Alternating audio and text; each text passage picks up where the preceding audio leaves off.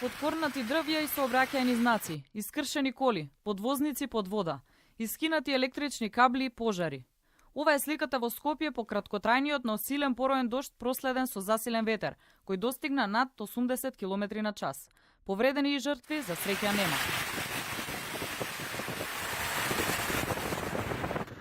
Оние пак што претрпеа штета нема да добијат оштета, бидејќи ова време според проценките било непогода.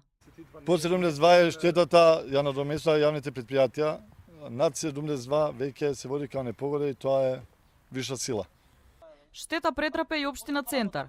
Доколку беше работен ден, оттаму велат сигурно ќе имало и повредени. Оштетени се прозори и оштетена е другиот дел од општината, каде што се паднати исто 2 дрва.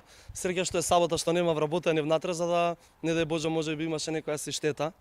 Освен поплави и штети на улиците, поплавени и повеќе објекти. Спортскиот центар Борис Трајковски, дел од театрите и музеите од Скопје 2014. Луција е името на циклонот кој што денеска беснееше и во соседството, а метеоролозите најавуваат дека не ја напуштил комплетно Македонија.